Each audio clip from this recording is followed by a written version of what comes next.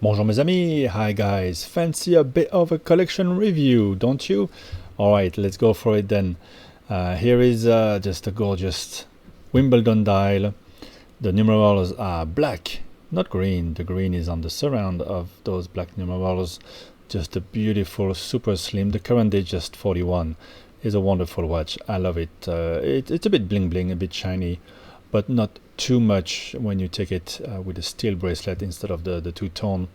I love this watch very much, and you have the loomed hands and the 9 o'clock. It's a little bit funky, but I think this dial is going to remain one of the very best of any Datejust, and if they discontinue it, it could gain even more value than it has right now. But in any case, value retention or not doesn't matter to me. I just love this watch, and since I love tennis, I think the Wimbledon dial is very, very cool. You know, it's funny how I still have some stickers on the clasp. Why not? It protects it, nobody notices it. I'll remove them if they get a bit ripped out. For now, it's just protecting my favorite watch, perhaps, or one of my top 3 favorite watches. Just look at this beautiful shot here. I can even zoom it in for you. So it is a bit of dust on the watch. It's funny how watch collecting goes. You know, sometimes you fancy yourself a bit of a fancy horologist and you want to get some complicated watches, complicated brands, dress watches, and then you realize in the end you just wear your steel sports, and Rolex is the best, the most comfortable, the most beautiful cases, the most durable, and of course the most desirable. Here we have on the Oyster, we have the discontinued Explorer, unfortunately discontinued, because now I have to sort of worry about the value of it, but again, that's keeper forever, so it doesn't really matter really. And I try not to worry about the value in any case, but you know, you do think about it. This one I got it at retail, one of the last time, the last time I ever saw an Explorer in a Rolex window. Just a perfect watch. I love wearing it at night. It's very comfortable, especially with the extension link, and the loom to me is just a wonderful sight at night. Staying with the steel sports, I got the Sea Dweller 4000, produced for a short 3 years. Very petite if you compare it to the new Sea Dweller 43. This one is only 40 millimeters. It looks on that big actually, maybe even smaller than on the previous Submariner. Here you don't have the Cyclops. Just a beautiful watch. A few things distance it from the Submariner. A little bit thicker, but not so much. It's very well hidden. And then you have the helium escape valve, and you have an extra extension for diving. I love this watch, just such a perfect watch, just beautiful.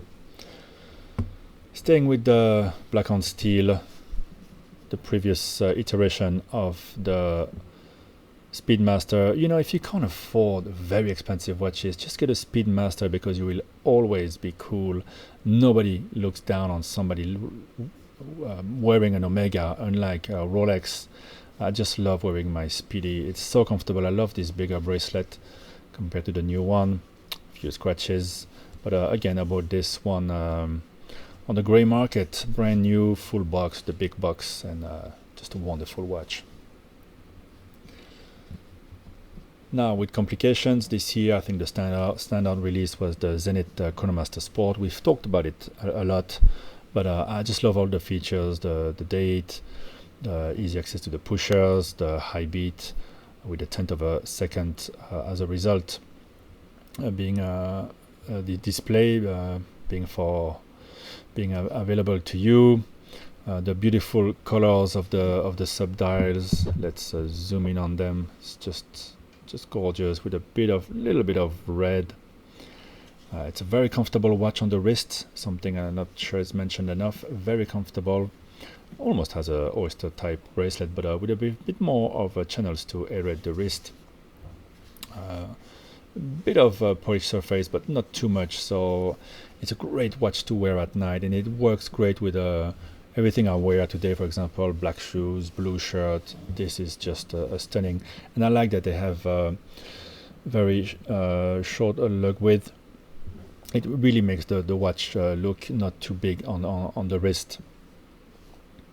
Wonderful thing. And of course you have a display case back on this one, which you never get with the Daytona from Rolex, to which it's been compared to a lot. And then I have my favorite reverse, so the Grand Sport with an amazing bracelet. You have extension on each side, 2 double pushers, just beautiful, super comfortable bracelet. So it's another way to have a reverse, so that's not too dressy, that you can use at night. In a way, it's my most interesting watch. You can take it out to a watch meet. People can see its quality. It's interesting to talk about. At the same time, it doesn't attract too much attention. You have a day-night indicator. You have the date. You have the running seconds. It's a manual wind, and the pusher on the side is for the second time zone, again with a day-night indicator. Beautiful finishing on all the sub-dial of this watch. I got it mint from Chrono24 with the full box. Just an incredible piece, which is loomed, by the way. The loom is still working quite good. Very cool numerals on this one. Very early 2000s, late 90s look. I like it. One watch, I don't wear it all that much. Obviously it is beautiful, but it's a bit thicker, and it scratches easily. Colors are amazing on the Milgauss, and since it's impossible to get the new OPs, I think it's a cool watch to have. I had to make a choice between this and keeping the Air King, so I kept this. If something more interesting was coming along and this was discontinued and the price was going further up, I could see myself letting it go. But it's it's the watch for people who want a Rolex but want to be still cool, not looked down on. Then I have my beloved Patek Philippe 5134 manual wind, travel time, white gold, Geneva seal, with 2 side pushers to adjust your local time. And then you have the Calatrava cross here, and you can see the beautiful movement at the back. Just a lovely piece. I really like it a lot. And the yang to this ying really is my rose gold sector dial 5296, which is a bigger watch. 38 almost wears 3940 to be honest. Sector dial that changes color the way depending on how you orient it. You've got the date on this one. This one is Patek Philippe seal, brown strap, works really well with it, with a triangular, the simple buckle instead of the deployant Calatrava cross. So everything is very different than the other one. So together they make an interesting pair of watches, and I go back and forth deciding which one is my favorite. They're both amazing, and the value of both has risen, and especially this one. There's nothing less than 70% more than what I paid for it, even for a non-box and paper, which is what I have here. So I could use this to bargain for example, a root beer now, but some people will say do it, some people will say it's craziness.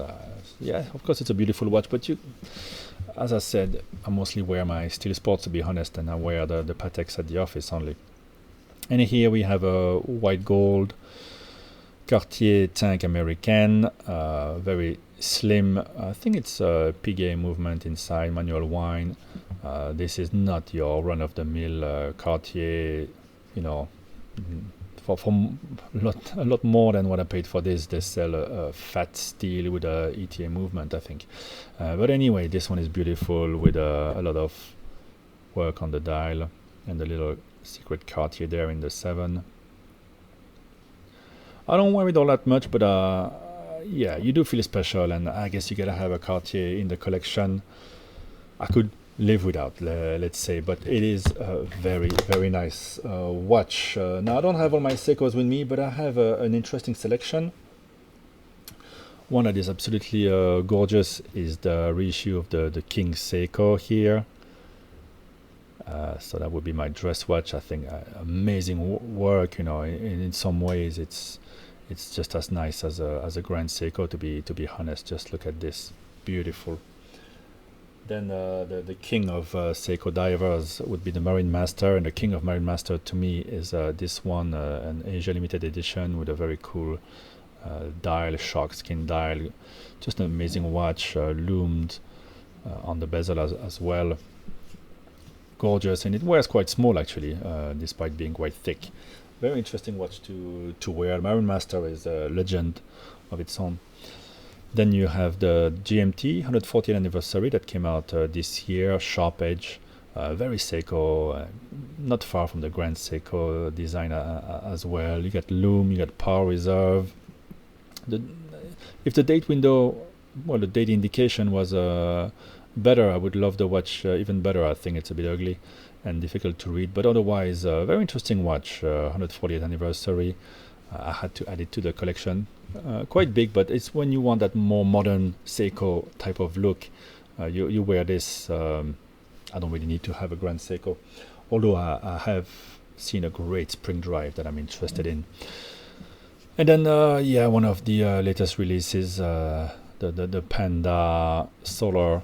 We've just reviewed this watch with the 62 mass type of case. I've put it on this very nice strap here. Cool looking watch. I guess I don't wear it every day, nor do I wear this one. Again, 62 mass anniversary edition. Very cool blue gray type of dial. I think this is the one that looked the best as well. At home I also have the Captain Willard, which I wear more. Shout out to Charlie Paris. I still have the Concordia. I would love to gift it to one of my nephews, but I can't go back home to Belgium, so it's gonna have to wait. But if they see the video, one of you is gonna get this fantastic watch. Bit of a black bay type of case, beautiful crown, 300 meters of water resistance, double red line, date. What a cool watch. Check them out on Charlie Paris. The website. Yes, I still have my Maurice Lacroix icon. I was wearing it a bit today. To be honest, I don't wear it all that much, but there's not much resale value to it. It's a cool watch. It's maybe one that I will pass on as well to one of my nephews because they have big wrists. Although you don't need a very big wrist to wear this, but say 17 centimeters. And then I have with me the black version of the Tissot PRX. So satisfying. I think they've nailed it. Everything is just beautifully done. You have display case back, good Powermatic 80 movement. I think they've nailed this watch, and so I have the black dial and I have the blue dial as well. My first luxury watch, this Omega Speedmaster Racing, discontinued now. I keep it. I think would be a great watch for one of my kids. Easy to resize, and it's got all the modern bells and whistles, coaxial. It's got a date. I think this one is actually 4 hertz, not the usual coaxial speed. It's also a vertical clutch, and yeah, cool little Panda if you want. Then one of the coolest full calendar chronographs you can get, 38mm Zenith chronometer El Primero. It's chronometer, this one. Some of them were not. This one is easy to read calendar with the moon phase, high beat, display case back.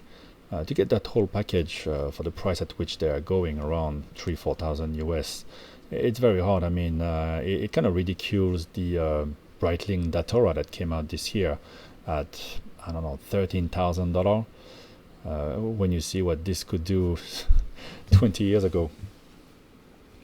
Then I have a fun pickup here, the Eterna produced version of the Porsche design here. Kind of has the look of the Moser, whatever it's called, Endeavor or whatever. This is all titanium, and the loom has faded to a very cool color. So it is indeed a vintage. 300 meters of water resistance and a date. What an amazing design. Very cool watch, like wears like an armadillo on the wrist. And one of my early watch purchases is the original Longines Legend Diver that really started the whole vintage reissue thing in watches. This one, a very substantial watch, very beautiful, very striking, faithful reissue of the original. Not a whole lot of lume and everything, but still it's that super compressor look, very nice. All the details are really nice. It's all polished. You have those very cool crowns. I like the font there on the inner bezel. Maybe not the most practical of divers, but very cool. And I like the sailcloth strap. It's a bit of a collector's piece from Longines. You gotta have a Longines. Of course, I have also quite a few Tudor. I have 4 Tudors. I have the Black Bay GMT that you know well. I've got the Black Bay 58, the original one. I really love that watch. I have the this year's striking release, the Black Bay ceramic. I love that watch. I wear it almost every weekend. It's so comfortable. Very beautiful watch. And I have a bit of a vintage with this tiger and a very cool dial, almost a salmon type of dial. And as you know, I have a whole range of Seikos. Maybe I'll do another video just for the Seikos, but there you go. And if I was to keep just one watch to do really everything, I guess it would be this one. If something a bit more modest, I guess it would be the Explorer. But I like to have the date. I love them all, you know. And as I said, a Speedmaster, you can never go wrong with a Speedy. So as you see, I tend to just circle back to my Steel Sports, and maybe the one that is best for my lifestyle, you know, going mostly to the office. And that would be the Datejust. I think the Datejust is a great watch for just people who white collar people really going to the office. This is probably the best watch. All right, guys, thanks for watching, and I'll let you know how the collection goes on. Every day I feel like selling everything, and then the next day I would want to buy it all back and add more. It's you know how it goes. All right, guys, cheers.